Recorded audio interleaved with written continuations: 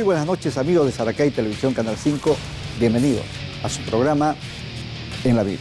Gracias de todo corazón por acompañarnos domingo a domingo en este que es ya su programa preferido. Gracias. De verdad hemos tenido una sintonía, sobre todo en este periodo electoral, realmente bárbara. Impresionante en La Concordia, en San Jacinto, en Santo Domingo, en La Villegas, en Plan Piloto, en Monterrey. Los amigos nos escribían interesados por conocer mucho más de este periodo especial que terminó el 5 de febrero. A ustedes por eso les vamos a dar nuestro agradecimiento por acompañarnos hoy. Y hablando de las elecciones, han pasado 3 meses algo intensos, pero sobre todo el último mes, unas elecciones que desde mi punto de vista, sobre todo en Santo Domingo, yo no había visto una campaña tan fuerte entre los candidatos, por decirlo menos, como en esta oportunidad, con acusaciones de lado y lado, con X cosas. Eso obviamente tiene que llamarnos a reflexión. Pero no solo eso, sino que han ocurrido triunfos inesperados, otros que se esperaban, resultados electorales. Y para eso, ¿qué mejor que pues 3 amigos que son muy duchos, muy conocedores del tema político, nos ayuden con sus interesantes reflexiones por eso? Para el análisis del comportamiento electoral del 5 de febrero, que es el tema que nos convoca, hemos invitado a 3 grandes amigos de esta casa. Ustedes ya los conocen y nos sentimos muy complacidos de que esta noche nos acompañen. Líder Olaya, quien es ex asambleísta por Santo Domingo; Miguel Ángel Moreta, también ex asambleísta por Santo Domingo; y Miguel Orellana, ex gobernador de nuestra provincia. A ambos a los 3 quiero darles las gracias de verdad por haber tomado un poco de su tiempo y acompañarnos esta noche. Líder, muy buenas noches. Ha terminado la campaña electoral y pues se habla de vencedores y vencidos. ¿Cuál sería su primera impresión sobre ese tema? Bienvenido. Buenas noches, Jorge. Buenas noches, amigos que son parte del panel. Muy buenas noches, Santo Domingo. El primer elemento es que en estas seccionales el triunfador indiscutible termina siendo el progresismo. Este progresismo que representa desde el centro izquierda hacia las izquierdas en sus distintas manifestaciones. Y dentro de ese progresismo creo que quienes lograron capitalizar de mejor manera el fracaso de las derechas representada por el señor Lasso en el gobierno nacional han sido la Revolución Ciudadana Lista 5 y Pachacutic Listas 18. También me parece que tiene logros importantes la Unidad Popular y por otra parte los movimientos locales. Resulta súper interesante cuando uno checa el listado de ganadores ya respecto de las alcaldías. Efectivamente los movimientos locales terminan teniendo una importante participación y resultados significativos, ¿no? Por manera que, en términos generales, si hay un triunfador que es el progresismo, sobre todo representado por las listas 5 y 18, me parece que también hay un gran perdedor, y esas son las derechas, principalmente representadas por el gobierno nacional. Miguel Ángel Moreta, bienvenido, muy buenas noches, gracias por acompañarnos. ¿Usted coincide con líder Olaya en su análisis sobre los triunfadores de esta elección? Gracias, Jorge. Saludos cordiales a todos los amigos televidentes y a todos los compañeros panelistas. No creo que sea un triunfo del progresismo, porque más bien son temas que van generando una especie de dinámicas. Lo que sí creo que existe y se debe entender es que hay un hartazgo y un fastidio de la gente con un presidente que se dedicó a limpiar todo el reguero dejado por quienes estuvieron en el gobierno más de 14 años haciendo un desbarajuste de la economía, de las instituciones y de la seguridad en el país, y se descuidó de lo cotidiano de la gente. No resolvió las cosas de la gente. Y claro, nos quisieron mostrar cifras macros, hermosas, maquilladas, diciendo tenemos 10.000 millones de dólares en la reserva, pero decía yo antes de la reunión, es como el marido que llega a la casa y le dice, mi amor, conseguimos la plata y pagamos la hipoteca de la casa y pagamos la deuda del carro. Y la mujer le dice, sí, pero despistado, resulta que no hemos pagado la buseta, no hemos pagado la tienda, no hemos pagado el agua, la luz, el internet, la colación de los niños, el bar de la escuela, etcétera, cosas. Eso fue lo que pasó. No hubo un direccionamiento de medidas en favor de la gente y se intentaron pequeños paños tibios y también se descuidó toda la estructura que ayudó a hacer un relevo de ese rancio populismo de izquierda que se convirtió en una especie de desenfreno y que dejó sobreendeudado al país y que de alguna forma nos dejó todo este legado que se ha tenido que componer, pero insisto, el presidente y el gobierno han descuidado lo cotidiano de la gente, como la señora de la Che Guevara o de un barrio humilde para la olla para dar de comer a sus hijos y para poder sobrellevar las cuentas de la casa. Miguel Orellana, exgobernador de Santo Domingo, buen amigo, gracias por acompañarnos esta noche. Mira, hay dos opiniones divergentes. ¿Usted qué cree? ¿Qué fue lo que pasó? ¿Cuál es el resultado desde su punto de vista? Gracias, Jorge. Un saludo cordial a todos los panelistas y a todos quienes nos siguen a través de La Mira. Jorge, lo que he podido ver que es una respuesta del pueblo ante la falta de atención desde el gobierno central a todas esas propuestas que las hiciera en campaña. Decir que hay ganadores, el único ganador que debe salir dentro de cualquier tipo de elección es el pueblo. Ellos son los ganadores porque existe gente a la que el pueblo le ha confiado su mandato para que pueda atender esas necesidades y esos requerimientos en son de proyectar mejores días en su vida. Pero eso no ha trascendido.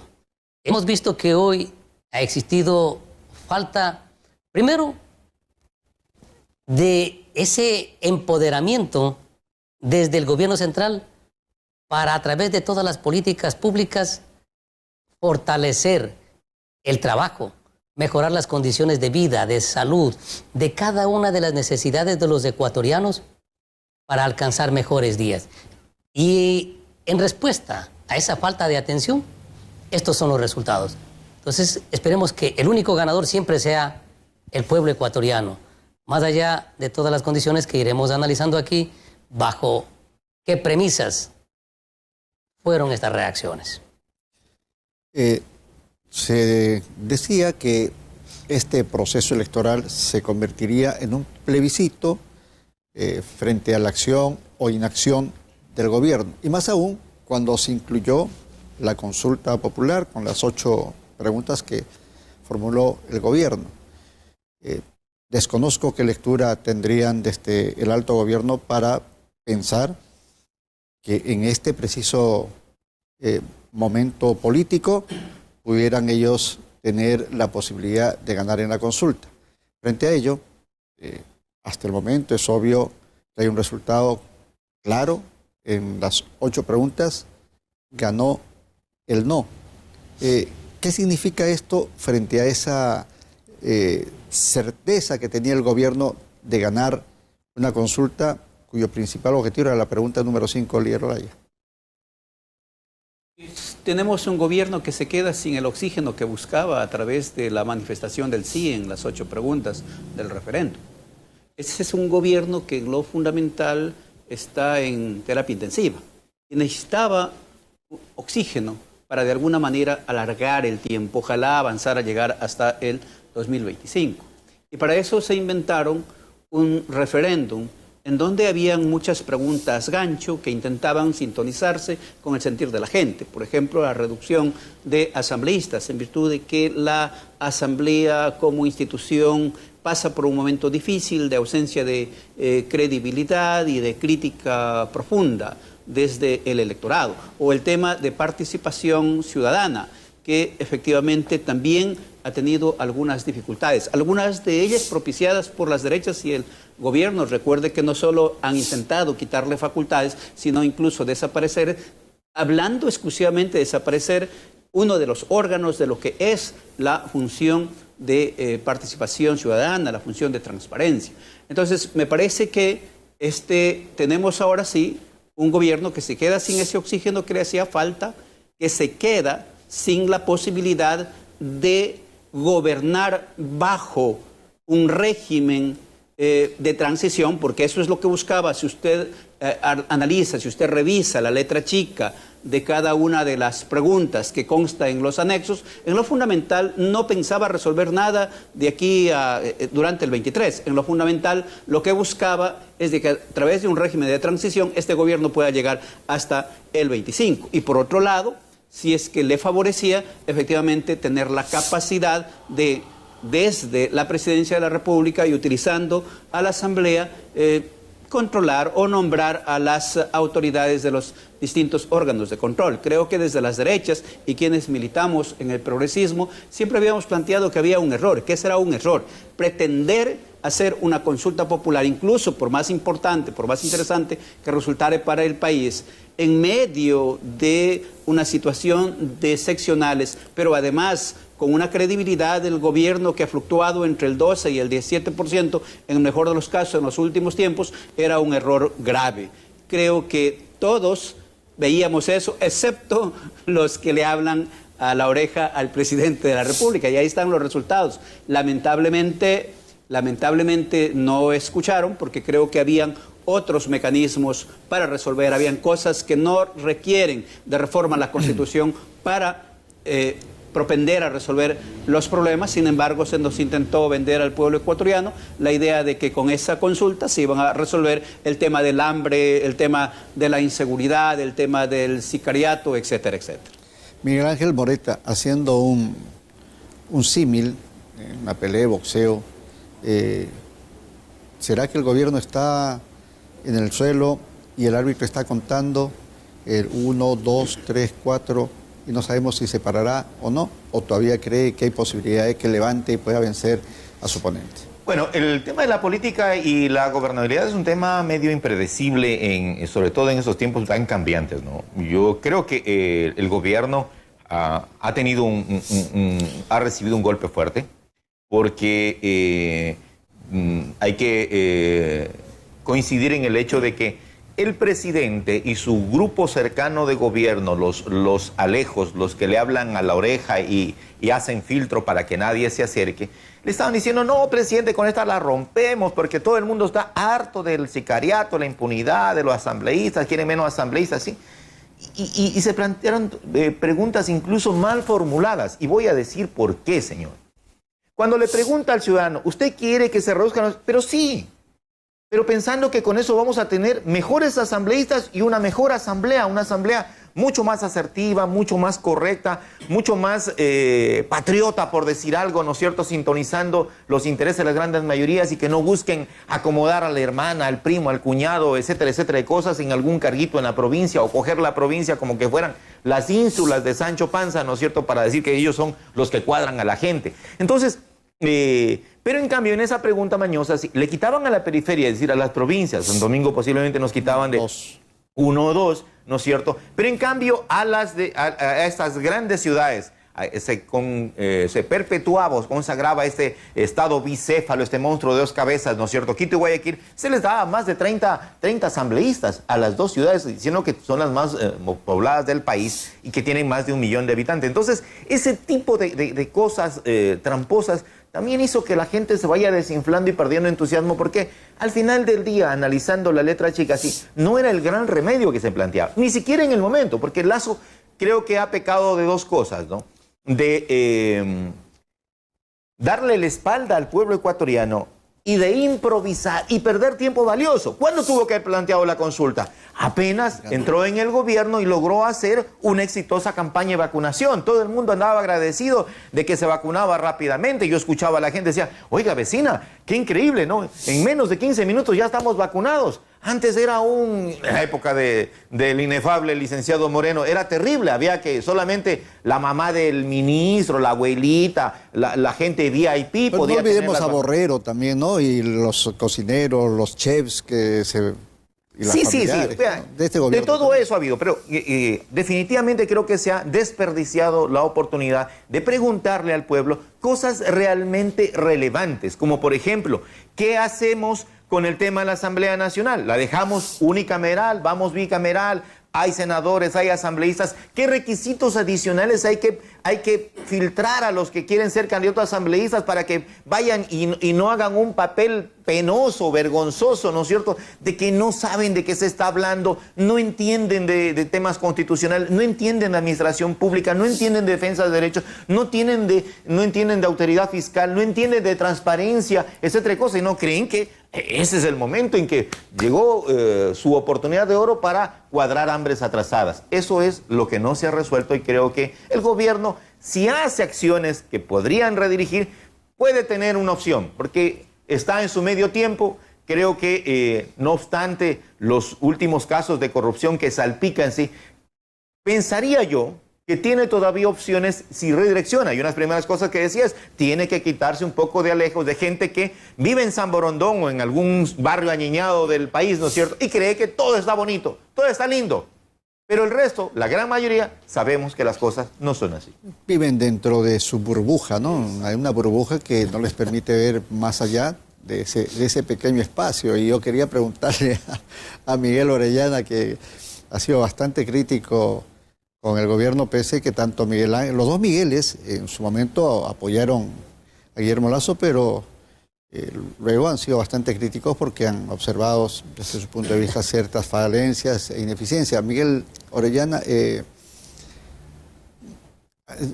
cree usted que ocurrió para que desde el gobierno pudieran ellos estar seguros de que ganaban la consulta, ¿no?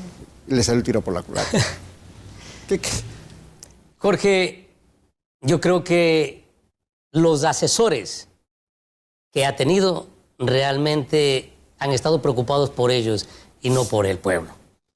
Y el presidente no ha tenido esa capacidad para entender la otra realidad que se vive en el territorio y no la que se vive dentro de Carondelet. Aquí lo dije anteriormente. No son las preguntas que nosotros queríamos. Queríamos ir más allá, acabar con ese Consejo de Participación Ciudadana que no ha resultado más que ser una caja de sorpresas en la que todo el mundo quiere tenerla para disfrutar de lo que está ahí. Acabar con ese Consejo Nacional Electoral que no debió nunca cambiar de ser el Tribunal Supremo Electoral. Ya vemos los resultados ahora y hemos visto en las elecciones anteriores. Cambiar, dije, ese Congreso ya no debe ser unicameral, debe ser bicameral. Con una cámara alta y la cámara baja para tranquilamente poder, lo que no hacen los diputados, lo hagan los senadores y les manden a corregir, claramente. Pero en todo caso, había la oportunidad de lo poco que se podía ver de esa consulta, entender que la extradición era un mecanismo para salvar al país en algo, dije. Nos estamos convirtiendo en un santuario. Y un santuario es a donde todo el mundo llega a hacer lo que le da la gana porque no hay ni Dios ni ley. Y eso pasa en el país. Entonces, esa es una herramienta que servía para, en algo, quizás evitar que quienes están conduciendo toda la violencia en el país ya no estén acá. No es que van a quitar la violencia, no se va a acabar el sicariato, pero estos sujetos que están conduciendo y moviéndose en nuestro territorio buscarían otros lugares donde puedan seguir haciendo lo que ellos bien quieren, pero ya no acá en el Ecuador. Además, nosotros hemos considerado siempre que el país necesita gente buena, necesita gente que conozca y que sepa qué es lo que va a hacer en la Asamblea. Pero ¿qué pasa, Jorge? Hoy por hoy, todo el mundo tiene un partido político. Tenemos 272 partidos políticos y movimientos. Bueno, ¿y a qué tendencia pertenecen, pues? ¿Con cuál se identifican? Entonces, esos son los problemas grandes que hoy, como no tienen ese nivel de aceptación total, buscan al que primero hace TikTok o mejor sale en la farándula y dicen, venga, ¿usted quiere participar? Venga para que participe, usted tiene bastante gente que le sigue y puede ser un buen asambleísta o puede... Entonces, Jorge, son cosas que digo, no iban a cambiar todo esto. Eso indiscutiblemente no es cierto que se iba a cambiar. Pero se iba a controlar de alguna manera, a reducir de alguna manera. Por ejemplo, en la pregunta de la Fiscalía, más allá de lo que tiene ya la responsabilidad, el Consejo de la Judicatura, ¿ha cumplido? No ha cumplido. Y las excusas de la Fiscalía van orientadas ¿a qué? A que el Consejo de la Judicatura no capacita, no perfecciona, peor, no selecciona, no sanciona, o sea, no hace nada. Entonces están indignados con todo eso.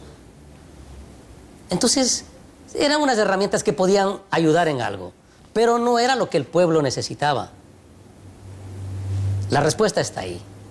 El pueblo ha llegado a un hartazgo, pero no solamente es de este gobierno. Aquí también hay que decir las cosas claras, Jorge. Este gobierno no ha tenido la talla para salir del problema que le dejaron. Pero no podemos seguir luchando con el problema que nos dejaron. Uno tiene que tener la talla para ir tomando decisiones e ir saliendo de ese problema. Y ahí está. Hoy todos sus asesores ya están fuera, metidos en un antro de corrupción. Pero eso no significa que tenemos que llegar a irnos a la muerte cruzada o destituirle al presidente en un juicio político. No nos olvidemos. Recién nomás en Chile, ¿ganó o no ganó Boric en esa consulta popular? No pudo aprobar su constitución. Por los años 2007, el mismo Chávez. En Bolivia, Evo Morales. Entonces no son razones para decir el presidente tiene que irse. Son razones para inmediatamente tomar los correctivos y comenzar a entender el mensaje del pueblo. ¿No entendiste? Si con esto no entiendes, bueno, entonces tendrás que atenerte a las consecuencias. Atender al pueblo que está sufriendo la inseguridad, la falta de atención en los hospitales. Sigue la corrupción en los hospitales y lo sabemos. Sigue esa falta de atención. El pueblo, ¿por qué llega a un rechazo total de los gobernantes? Porque no han podido atender ese requerimiento, no han podido mejorar las condiciones de vida. Y creo que el presidente tuvo muchos malos asesores y esta es la respuesta. Esta es la respuesta. Bueno, pero está ahora en el aire una pregunta que la gente se hace. Dice, ¿qué prefieres, aguantar 2 años con toda esta ineficacia del gobierno, con toda esta ineptitud, 2 años, que no sabes a dónde llevarán al país, o aguantar 6 meses con eso, con la profundización de esos problemas e ir a unas nuevas elecciones con la muerte cruzada, ¿no? ¿Usted qué opina, líder? La muerte cruzada es parte de es un mecanismo constitucional. Y un mecanismo constitucional que en lo fundamental busca resolver los problemas de crisis política que pueda presentarse en la nación, en el Estado ecuatoriano. No olvidemos que antes del 2007, 2008, ¿sí?, en este país, entre el 96 y el 2005, cambiábamos a cada rato de presidentes de la República. Y esos cambios eran a través del levantamiento popular. Entonces surge una figura, una institución jurídica que da la posibilidad de que ya sea la Asamblea o ya sea el presidente de la República active un mecanismo democrático que es la muerte cruzada, cuando hay este tipo de situaciones súper complejas. Por manera que a veces es que depende de quién lo plantea, ¿no? Hay las interpretaciones. Cuando lo plantea Lasso es democrático, cuando lo plantean las izquierdas o el progresismo es antidemocrático, cuando lo plantea la Asamblea no vale pun carajo. Es decir, no terminamos en ponernos de acuerdo en que efectivamente si tú tienes un mecanismo democrático, activarlo es constitucional. Ahora bien, que nos resuelva o no, a mí sí me parece que coincido en la parte en la que se dice, bueno, el perder un referéndum no necesariamente supone un cambio inmediato del presidente. Habrá que esperar en estos días qué pasa. Yo escuché un pronunciamiento apenas admitió la derrota, pero no da muchas certezas, porque lo que hace es más o menos repetir el mismo discurso. Ahora sí vamos a trabajar, ¿sí? Ahora se da cuenta que no hemos estado trabajando, ¿no es cierto? Ahora sí vamos al país del encuentro. ¿sí? Entonces, lo anterior era un encuentro solo con los suyos y los de San Borondón y los de las derechas, pero no era un encuentro con el conjunto de actores, ¿no?, de la economía, de la sociedad, de la política, de la cultura, etcétera, etcétera. Es decir, veamos cuánto puede cambiar el gobierno nacional. Mientras hace 8 días estaban festejando la posibilidad de una reelección y le estaban asignando la conducción del partido, creo, a su ex ministro de gobierno, ahora ese ex ministro de gobierno está sustituido. Pero no sé si Cucalón es precisamente el elemento articulador que requiere el país en estos momentos. No solo porque venga de las derechas y del social cristianismo, sino en lo fundamental porque me parece que no hay un espíritu de mediación, no hay un espíritu de conciliación, no solo en los ministros, sino en el propio presidente, porque finalmente, mire, el ministro va a de alguna manera operar la disposición política que emana de la presidencia de la República. Pero me parece que esas son las dificultades. Tal como decía Miguel Ángel Moreta, es decir, el gobierno seguirá manteniendo los 10.000 millones de dólares y festejando que tiene 10.000 millones de dólares un banco suizo denominado Reserva Monetaria Internacional, que, dicho sea de paso, cuando tú no eres un país emisor de plata, emisor de billetes, emisor de moneda, no requieres ese tipo de reserva, porque se entendería que la reserva en lo fundamental lo que hace es garantizar la emisión de dinero. Pero, por un lado, se ufana respecto de que tiene este tipo de ahorros, generando, según él, estabilidad jurídica para los inversionistas, ¿sí?, mientras internamente hay un pueblo que se está muriendo del hambre, hay un pueblo que come una vez al día, ¿sí? No hay recursos suficientes. ¿Por qué no trae el gobierno nacional esa plata y la inyecta a los sectores productivos? También la inyecta a los sectores microempresarios, a los nuevos emprendimientos, para dinamizar la economía y generar empleo y contribuir a salir de la crisis, ¿sí? ¿Irá a hacer eso? Si es que hacen algunas cosas, me parece que el gobierno podría buscar el oxígeno que pretendía obtener a través del referéndum, podría hoy obtenerlo a través de política pública adecuada. A través de política pública adecuada. Es evidente que para luchar contra la inseguridad, contra la delincuencia, no le servía el tema de la pregunta del referéndum. Eso en lo fundamental requiere de política pública. En esta ocasión, ¿el presidente hará inversión para equipar a la policía? ¿Hará inversión para rehabilitar la infraestructura física? ¿Pensará en un modelo, si es que él cree que el modelo de la policía comunitaria, de la policía cercana al ciudadano, que contribuía a través del conjunto de acciones también incorporada a la ciudadanía, contribuía a mantener la seguridad? ¿O estará pensando en otro modelo, en otro diseño?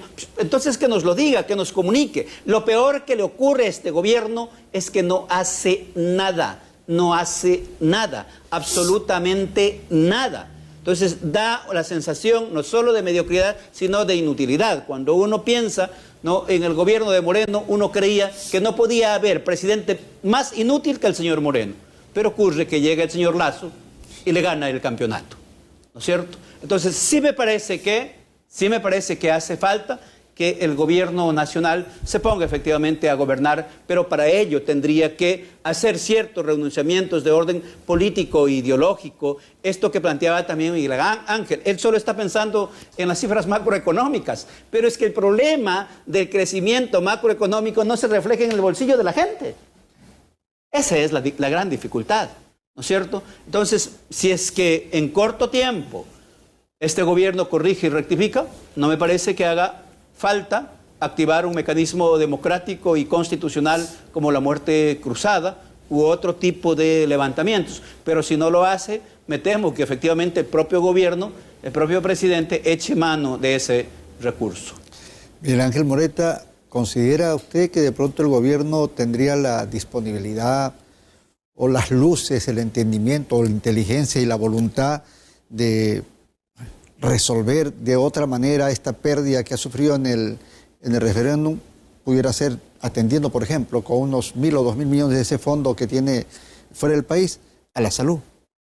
Mira, hay muchas cosas que tiene que hacer el gobierno y lo hemos dicho reiteradamente. Yo defendí, promoví, luché por este proyecto político, por el gobierno de hoy, pero también soy parte del grupo de damnificados o defraudados, porque este gobierno perdió el rumbo que nos había ofrecido frente a convertirse en una opción del correísmo, dejar de ser populistas, evitar el tema de la corrupción, servir a la gente, mejorar la economía, promover el desarrollo económico. ¿Qué es lo que tiene que hacer? Lo primerito que tiene que hacer es de una vez por todas sacudirse y desterrar o desalojar de sus filas del gobierno, sí, a gente del correísmo que ha estado ahí enquistada y que ha estado haciendo fuerza precisamente para hacerlo fracasar. No se va a una guerra con ejército prestado, se va a una guerra con un ejército comprometido y que sabe que va a haber una línea de lealtad y una línea de defensa permanente para tratar de plasmar en la vida del ciudadano común, del más humilde, de aquel que tiene que afilar el machete todos los días para ir al campo a trabajar, ¿no es cierto?, su nivel de vida. Si no logramos eso, no se logra tener ninguna diferencia del gobierno que fue hace 4 años o hace 8 o hace 10, etcétera, y cosas.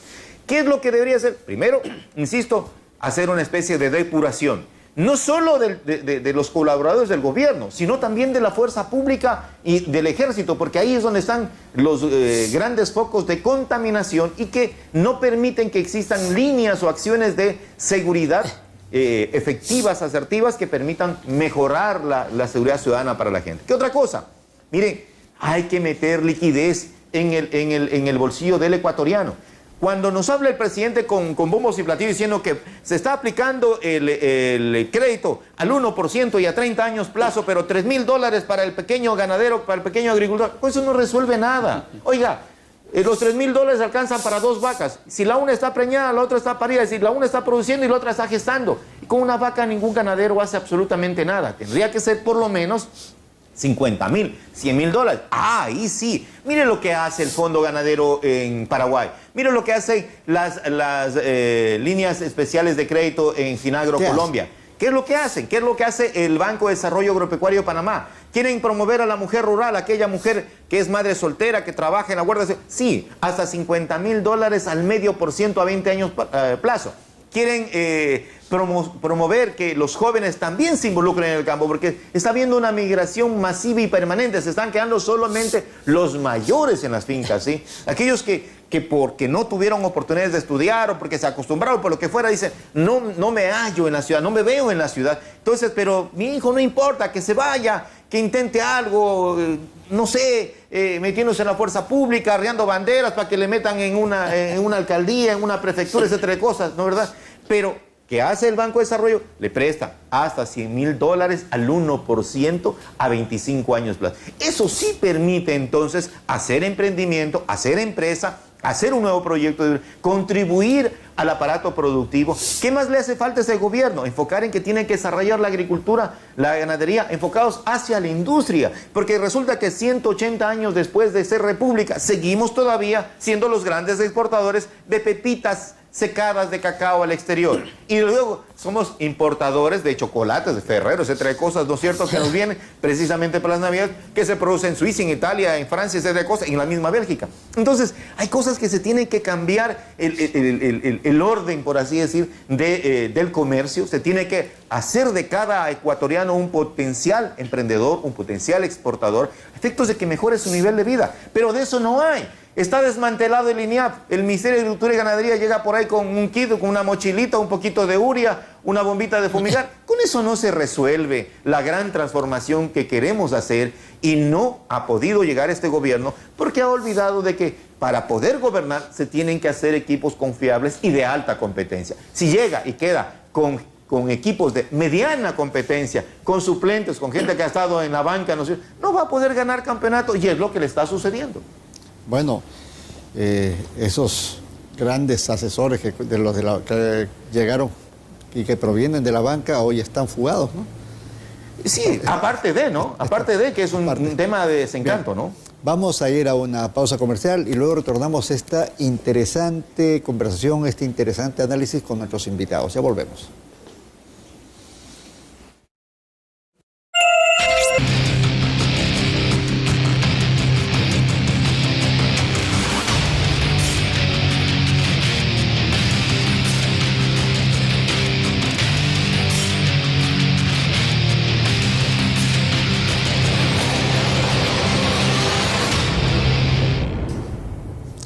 Interesante esta conversación con tres muy buenos amigos y analistas políticos de altísimo nivel. Líder Olaya, Miguel Ángel Moreta y Miguel Orellana. Ustedes los han visto ya varias oportunidades, son de casa, porque tienen una visión clara de lo que pasa en el país y obviamente sus posturas ideológicas, políticas, siempre sus opiniones buscan el bien del país. Eso es lo que queremos destacar desde este programa En la Mira, que al margen de las discrepancias normales y habituales, porque tienen que existirlas, nadie puede pensar igual que el otro, los aportes de nuestros tres panelistas siempre son propositivos.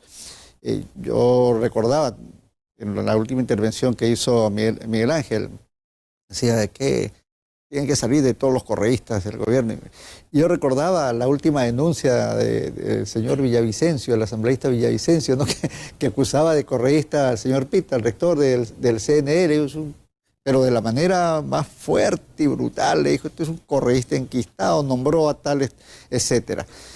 Y media hora después, un tuit dice, soy un hombre de honor y pido disculpas. Él no es correísta. Pero los correístas también tienen que comer, pues ¿cuál es el problema? ¿Ah? Tienen que comer, tienen que trabajar. Y si son técnicos, ¿por qué no aceptar que trabajen? ¿O es que tenemos que solo los nuestros tenemos que gobernar, solo con los nuestros, los otros no importa? ¿Usted qué opina, Miguel Orellana, sobre ese tema? Porque cuando uno decide participar en la vía política, se sobreentiende que tiene un equipo que le va a ayudar a poder cumplir con esas propuestas que hizo en campaña. Pero vemos que el presidente no ha tenido un equipo sólido, especialmente en las cabezas, para que le ayuden a conducir. Usted sabe que no es fácil conducir masas, conducir instituciones. Cuando no se maneja la cosa pública y no se sabe cómo liderar la cosa pública, ahí es un problema grande. Y eso es lo que le está pasando la factura al presidente. No tuvo un equipo sólido, fuerte, y miren, no sé qué es lo que le pasó, pero en todo caso está ahora asumiendo toda la responsabilidad por la irresponsabilidad de no haber cumplido con el mensaje de ese abril del 2020. Tenía que liberarse de gente que no le ha hecho bien. No digo de todos, porque hay gente buena, Jorge. Hay gente buena y en todo lado hay gente buena. Pero quienes están a las cabezas obedecen y tienen otro tipo de intereses. Son de libre remoción. Y lamentablemente hemos visto situaciones muy complejas en toda la parte de lo que es el Ministerio de Energía, Minas. Vemos en todas las hidroeléctricas, todavía sigue. Petroecuador todavía sigue. En las aduanas todavía sigue. Y lo peor que ha hecho el presidente es tratar de dejar hacer y dejar pasar. Ahí vemos a su amigo que estaba como un asesor, a Don Oren. No ha pasado nada. Y hoy tampoco pasará nada. Entonces, este es el mensaje del pueblo. Y ahora, con todo ese revés que ha tenido, si no corrige todos estos errores, tiene que tener gente del nivel que requiere en cada uno de los ministerios, en cada una de las direcciones provinciales, pero que le ayuden a salir adelante. No podemos seguir esperando que vengan nuevamente las manifestaciones, vengan a caotizar, a generar otra vez una convulsión social y decir, esta es la respuesta por la que tiene el pueblo que tomar debido al incumplimiento de las decisiones o las propuestas de campaña. Y vemos que en esos grupos, quienes lideran las manifestaciones, no tienen la capacidad de controlarlas, Jorge. No tienen la capacidad. Miren, no solamente es aquí en el Ecuador, fue en Colombia, fue en el Perú, ha sido en Chile, en Bolivia, en todo lado. ¿Quiénes están? No se olviden que alguien dijo, les vamos a enviar una brisa bolivariana. Y están personal, que son activos de las Fuerzas Armadas de Venezuela. Y eso ya lo sacaron en el Perú. ¿Cuál es el mensaje? No generar soluciones, no generar el rechazo o el repudio al gobernante por las malas decisiones, sino convulsionar al país, generar un caos y una distorsión y destrucción de los bienes patrimoniales de la economía del país. Entonces, para esto el presidente lo que tiene que hacer, especialmente, primero, invertir por lo menos de los 10.000, unos 7.000 millones. Y digo, ¿por qué 7.000 millones, Jorge? No se olviden del terremoto que tuvimos nosotros que enfrentar y no había recursos. ¿Y qué hicieron como no había recursos? Dijeron, muy bien, metámosle la mano al bolsillo al pueblo, pues. No hay otro. Además de que los mal utilizaron, los recursos que nos quitaron, los mal utilizaron y no llegó la obra que hasta ahora reclama todo lo que es Manabí y Esmeraldas, que fueron las más afectadas. Entonces, también tiene que tener una reserva monetaria el país. Pero no 10.000 millones, pues. 10.000 millones que puede invertir en vialidad, en salud, en todo lo que pueda mejorar la condición de trabajo y desarrollo de los ecuatorianos. Si lo invierte el pueblo va a tener, ¿qué cosa? Fluidez económica, y esa fluidez económica fortalece el desarrollo y la economía del país. Esa es la forma como tendría que trabajar. En el ámbito de seguridad, Jorge, en el ámbito de seguridad, lamentablemente, fue hecho un Código Orgánico Integral Penal sin realmente un análisis muy sucinto en el caso. Vemos con preocupación y desde la Constitución todo el mundo puede ingresar a ser parte de la fuerza pública, a no ser que ya tenga una sentencia ejecutoriada. Pero ¿y por qué? ¿Cómo sabemos quiénes van y quiénes no van a entrar? Ustedes vieron en las noticias, también deben haberlas transmitido acá, más de 14.000 que querían entrar a ser parte de la Policía Nacional en el proceso anterior de selección. Y hoy tenemos gente contaminada en policía, en Fuerzas Armadas, especialmente en la Marina. Entonces, ¿cómo? Y un Código Orgánico Integral Penal que no protege a la fuerza pública, porque lo criminaliza. Criminaliza porque dice cuando se han extralimitado en el uso de la fuerza. Entonces el policía se queda ahí quieto.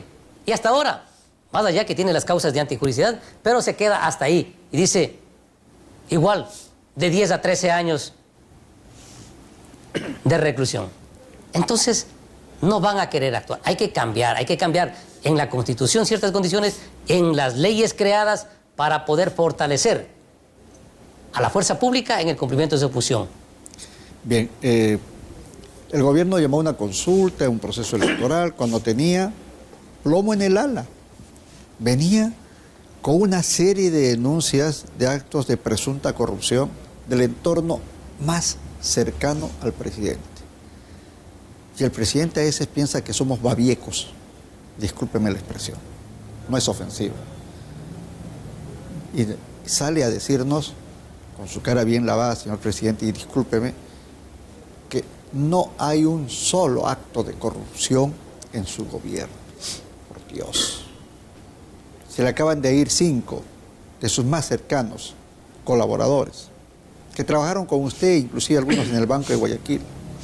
Que la Fiscalía después de 12 días interviene, hace allanamientos para no encontrar nada, y después usted, sobrepasando las leyes y las normas, le dice al Poder Judicial, a la Fiscalía, que haga lo que... Usted no puede decir eso, ellos tienen que hacerlo. No. Suceden cosas que el común de la gente del pueblo lo ve y lo entiende, y aún así decidieron ir a una consulta. Eso, desde mi punto de vista, pesó muchísimo para que el no, al margen de las posibilidades reales en algunas preguntas de resolver algunos temas, pudieran haber ganado, pero no lo hicieron. Líder, ¿ese plomo en el ala del gobierno tuvo un significado determinante en esta derrota del no? Del sí, perdón. Creo que la derrota que obtiene el gobierno en el referéndum no obedece exclusivamente a un factor. Me parece que hay una multicausalidad en esto. Mire, hay temas que otra vez depende de dónde viene el discurso. Es necesario profundizar y objetivar los problemas, particularmente los estructurales.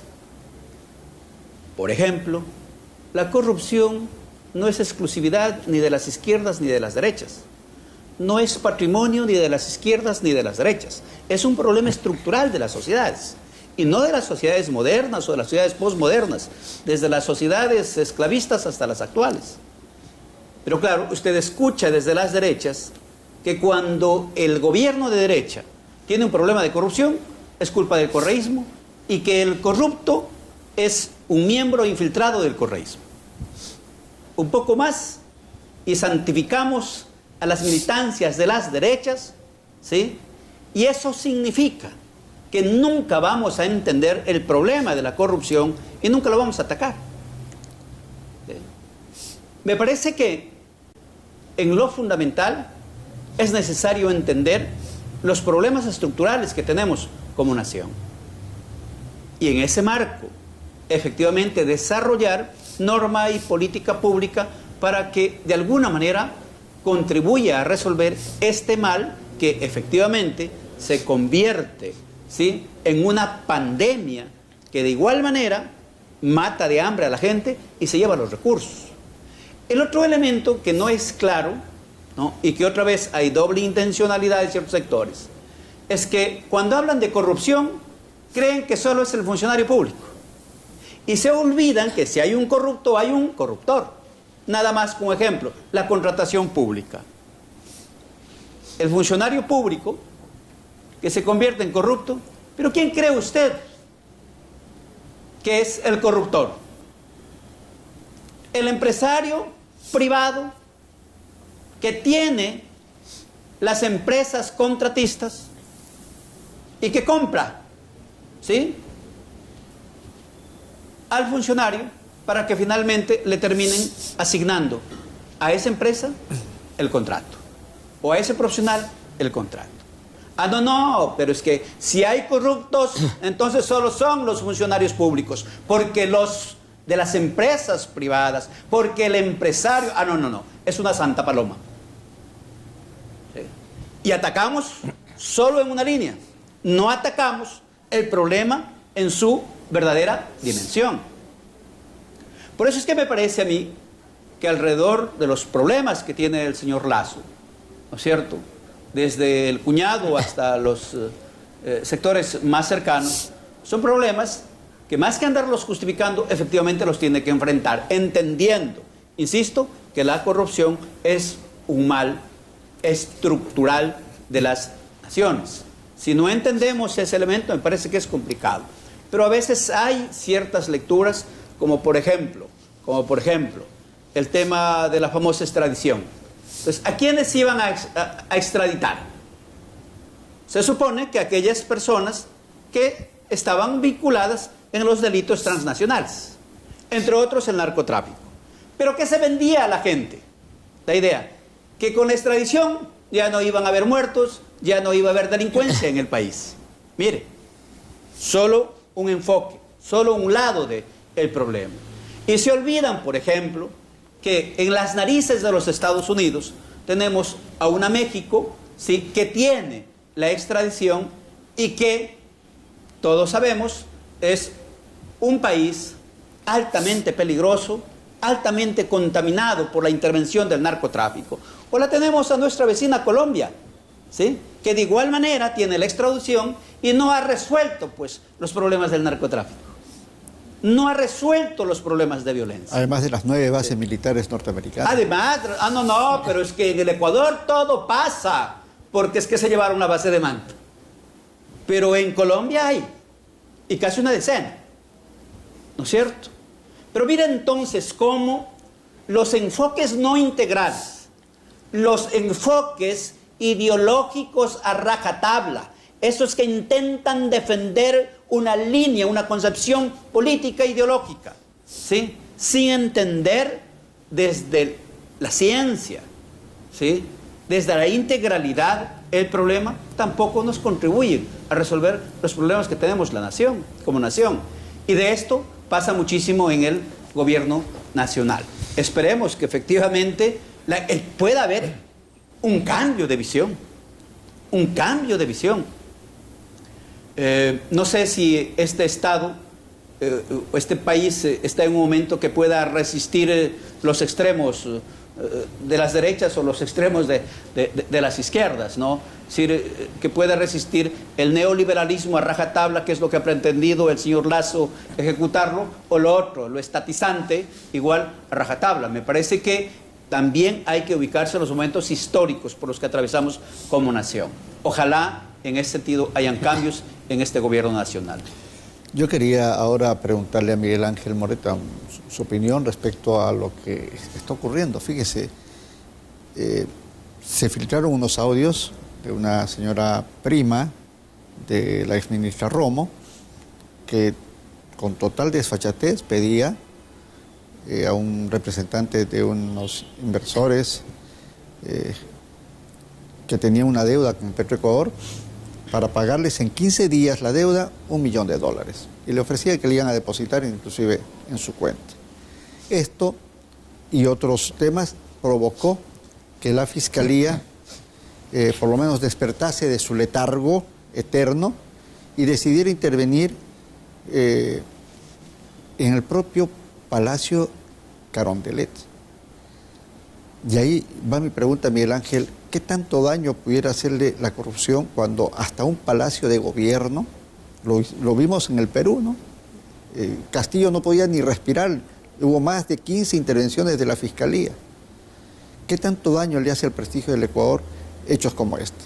A ver, yo no soy fanático ni defiendo a ultranza a ningún gobierno, por más que yo haya luchado y lo haya defendido en sus tiempos iniciales.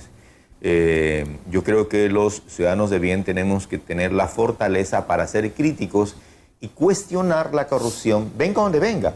La corrupción es peligrosísima y mala de izquierda y también es peligrosísima y mala de derecha.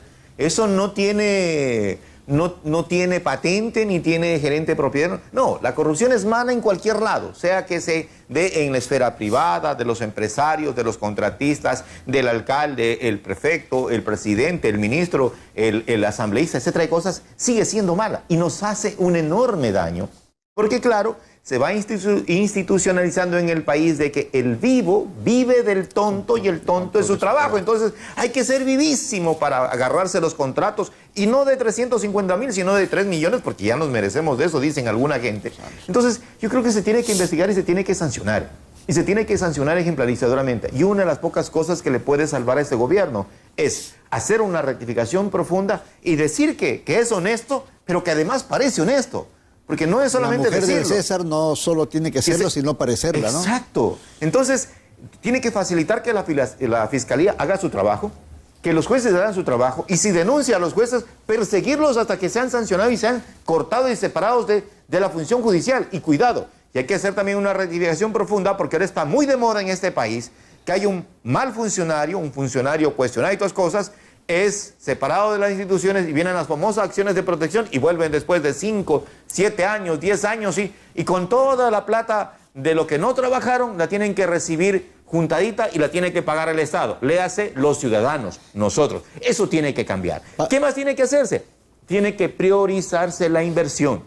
Si tenemos un país que sigue invirtiendo $1.200 millones, ¿no es cierto?, en la fuerza pública, sin resultados satisfactorios porque está contaminado, ¿sí? A lo mejor no es cuestión de virar un poco el timón y poner un poquito más de plata en educación, en salud, en tema de agricultura, ganadería, soberanía alimentaria, agroindustria, exportación, algo que nos permita recibir dólares o recibir divisas para mejorar la vida de los pequeños y medianos productores de este país. ¿Por qué no pensar, por ejemplo, de que si hay alguien que se le pueda dar a 30 años al 1%, uno de los requisitos sea no haber tenido antecedentes penales, ser un buen miembro de la comunidad, una persona proactiva, solidaria, que ayuda, que está dispuesta a compartir transferencia y tecnología, nuevos mecanismos de producir? No hemos pensado en eso.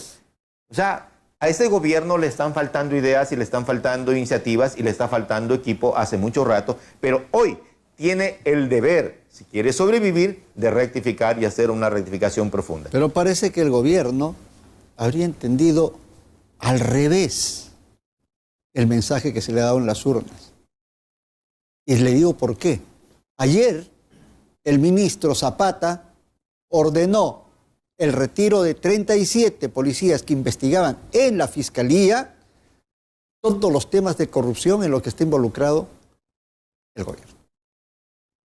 Desde Lina Papers, el Gran Padrino, todos esos temas. Y los ha sacado los 37. Jorge, déjeme acotar algo. A mí me parece que el gobierno perdió una valiosa oportunidad porque, por ejemplo, se debió haber dicho, ¿está usted de acuerdo con que se castigue con cadena perpetua los delitos de gran corrupción? Porque mientras no se ataque esa corrupción del gobierno, sea el que esté, de derecha, izquierda, que sigue pasándose por debajo de la faja, no va a pasar nada en este país. Y el ciudadano común, el de a pie, quiere que si arriba se robaron tantísima plata, ¿no es cierto? Tantos millones de una refinería, tanto en una vía, etcétera, cosas, ¿por qué no me puedo llevar yo una partecita? Entonces, se empieza a entender que lo normal, que lo cotidiano, lo que debe ser es transgredir la ley y enriquecerse a través de la corrupción. Y eso se tiene que cortar. Ahí está el mensaje del gobierno, ¿no?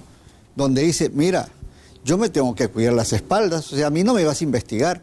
¿Qué hizo el ministro? Quiso poner a 37 efectivos que recién comenzaban y la Fiscalía le dijo, no, señor, ¿qué pasó? Ellos tienen tiempo aquí investigando, ¿por qué te los llevas? Ahora hay que empezar de cero. Miguel Orellana, ¿son estos los mensajes que el pueblo necesita o todavía no entienden desde el gobierno que la transparencia y la verdad y las manos limpias son el mejor camino y el mejor mensaje para avanzar y destrabar situaciones como estas tan complejas, ¿no?, en las que se encuentra el gobierno? Jorge, a veces uno no termina de entender cuáles son las pretensiones del gobierno como tal. Corruptos han habido en toda la historia republicana, ¿sí? Desde el mismo presidente en 1830. Quiso perpetuarse en el poder en su segunda elección. Hoy por hoy vemos con profunda preocupación todo lo que nos viene pasando. Y no digo desde hace 14 años, nos viene pasando desde que se recuperó la condición democrática a partir del 78 y luego iniciaron ya en el 79. No nos olvidemos qué pasaba. Apenas inició en el 2007 el gobierno anterior, que decía narcovalija, pativideos. ¿Qué pasó con Quinto Pazmiño? ¿Qué pasó con la mujer? ¿Qué pasó con el...? Bueno, hemos visto de todo. Y este mensaje al que hace referencia Jorge, en realidad es contraproducente para el presidente, porque significa que está aceptando que existió problemas ahí y que quiere tapar con esto. Sé que tienen ellos un proceso de rotación, pero debería esperar para que ese proceso de rotación se cumplan dentro de los tiempos, no sé cuántos años hayan pasado. Pero si están trabajando en temas puntuales, déjenos terminar la investigación y rótelos, no hay ningún problema. Pero está con la llaga viva y ahí mismo se vuelve a quemar. Entonces son problemas que más le afectan en la credibilidad y eso puede repercutirle mucho más el día de mañana. Entonces, yo creo que el presidente no está siendo asesorado bien, que sus ministros no están cumpliendo todos ese rol protagónico de fortalecer, primero, en el trabajo de políticas públicas reales, desde lo que es la seguridad, trabajar para proteger a los ecuatorianos, como lo hizo hace poco, sacando los nombres de 5 jueces que han hecho lo que a bien creyeren. Y no solo son los 5 jueces, pues. ¿Pero eso es legal? Legal es denunciar todo acto de corrupción. Con pruebas. Con pruebas, por eso están ellos indicando. ¿El presidente acotó las pruebas? Ahí las hizo públicas. ¿Cuántas resoluciones de los jueces han habido? Pero no nos vayamos tan lejos, pues. En Manabí mismo, 18 que eran investigados con las pruebas, con las evidencias de ahí, con armas, con drogas, con todo. ¿Qué pasó? Fueron saliendo. Entonces, Jorge, ¿qué más? O sea, significa que si el juez es amenazado, ¿qué es lo que tiene que pedir? Protección. Pero no se puede ir en contra del pueblo ecuatoriano. ¿Y por qué digo en contra del pueblo ecuatoriano? Porque el permitir que gente que está generando violencia está afectando la tranquilidad, la seguridad, el desarrollo de los ecuatorianos. Nadie puede generar un emprendimiento porque sabe que mañana vienen y le vienen a pedir una vacuna. ¿Y quiénes son los que están generando las vacunas?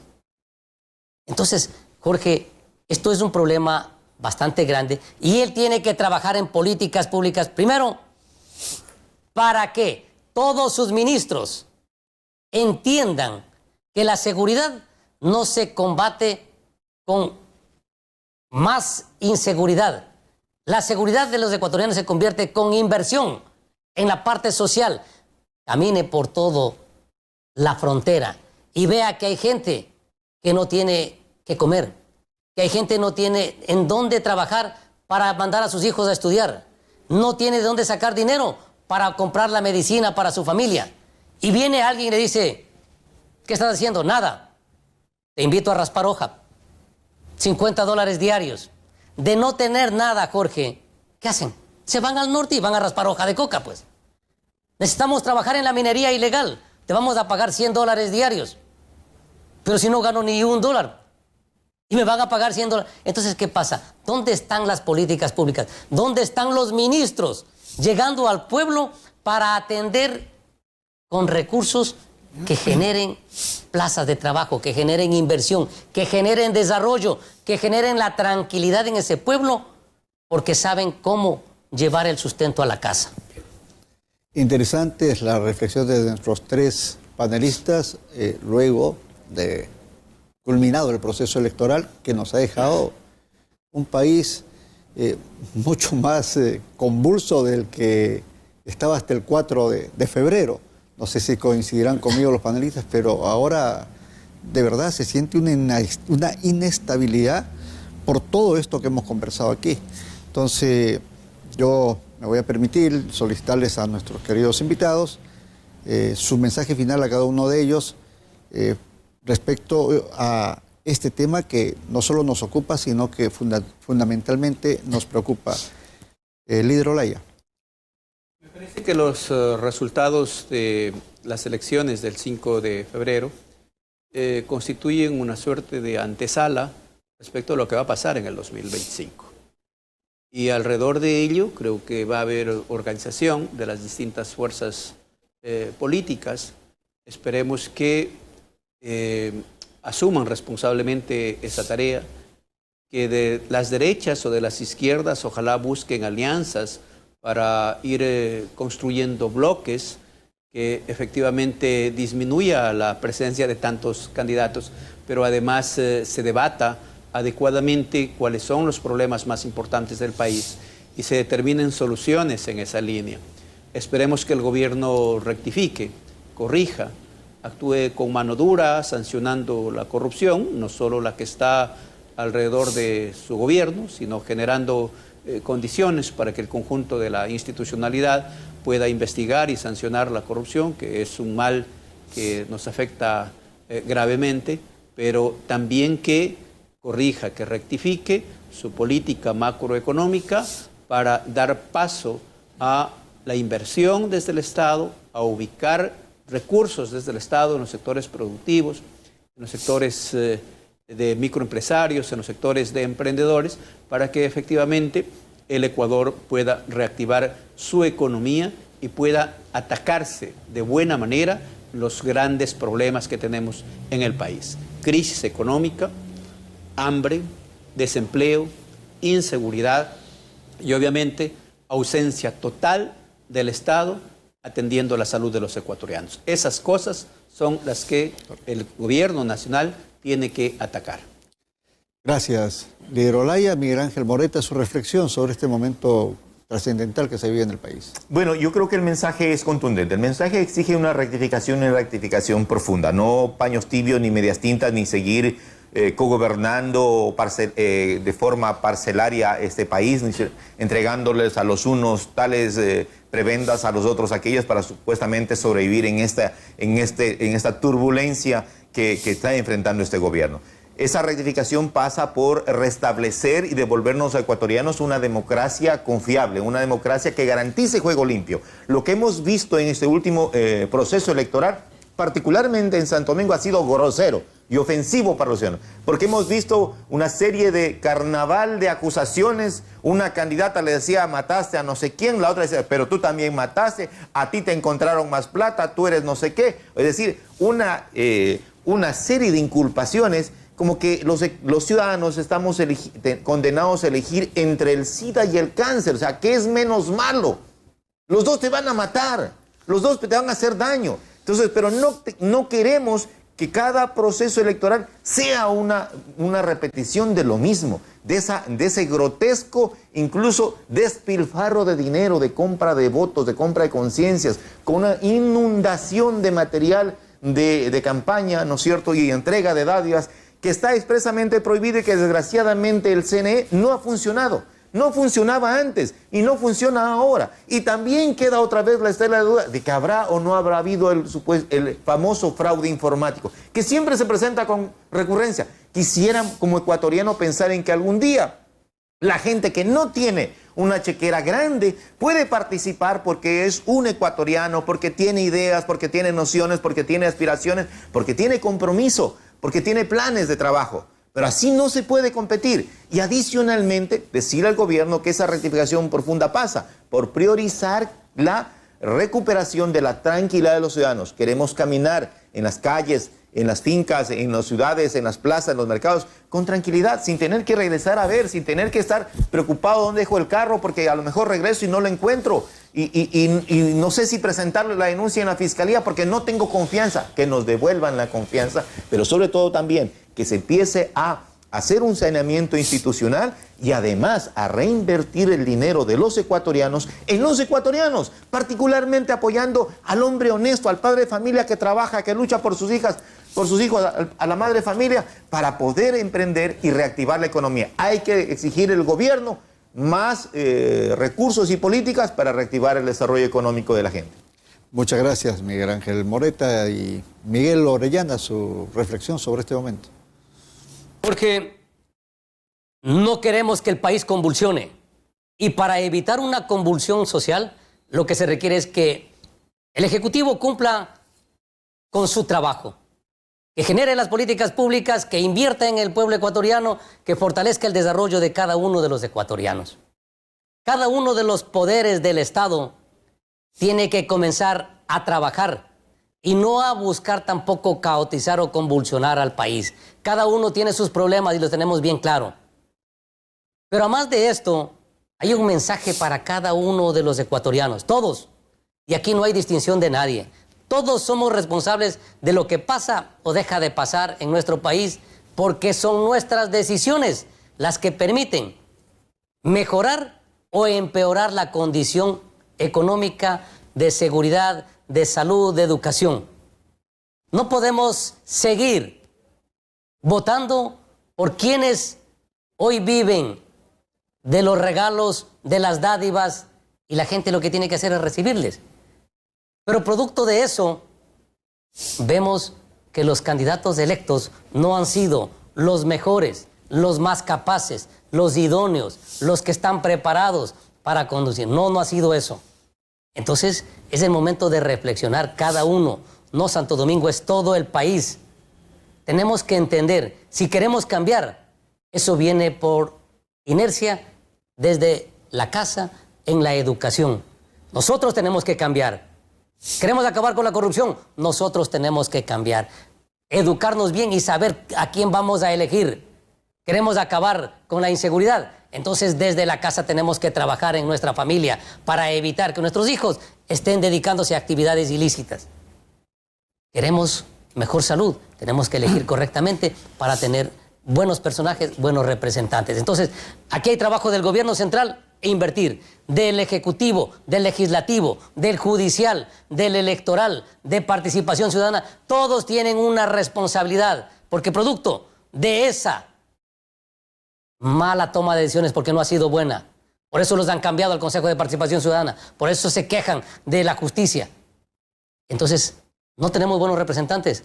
Es el momento de que reflexionemos que nosotros los hemos puesto ahí y que ahora tenemos que dar un giro y elegir correctamente en las nuevas elecciones que vienen, porque seguro vendrán cada uno a ponerse una vela y a decir por poco que son unos santos. Y aquí no hay santos. Y elegir ahora más que nunca a gente nueva que vaya a cambiar y no como dicen que están ahora generando emprendimientos políticos, Jorge. Emprendimientos políticos a través de los movimientos políticos.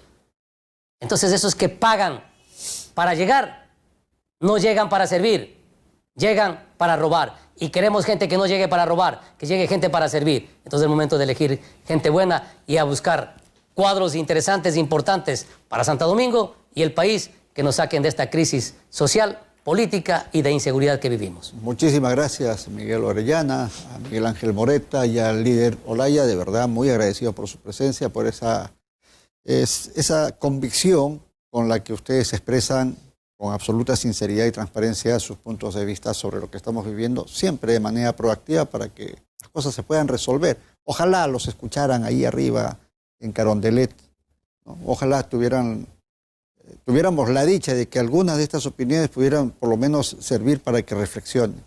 Lo cierto es que este panorama postelectoral nos ha dejado dos realidades claras. La primera, a algunos no les podrá gustar, a otros sí, es que quien ha capitalizado esto han sido las fuerzas progresistas y dentro de ellas la Revolución Ciudadana, que ha obtenido un sinnúmero de prefecturas, de alcaldías. Esa es una realidad.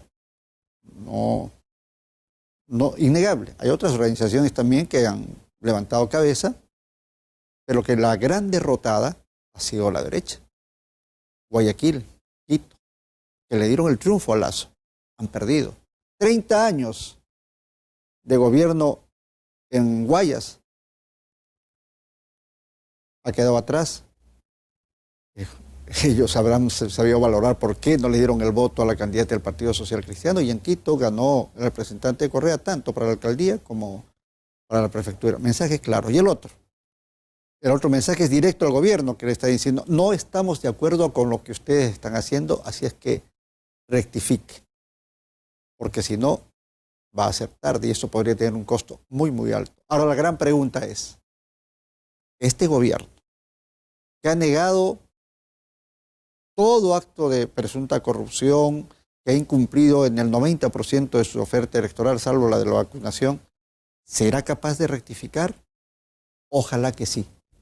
Lo deseamos de verdad para que el país pueda enrumbarse hacia su recuperación económica y hacia su tranquilidad emocional y hacia una seguridad integral. Esperemos de que sí sea. Amigos de Saraquey Televisión, y este es su programa En la Mira, muchas gracias por habernos acompañado. Nos despedimos, pero eso sí, los esperamos el próximo domingo con otros invitados sumamente interesantes que nos harán reflexionar junto a ustedes y a nosotros. Hasta entonces, chao.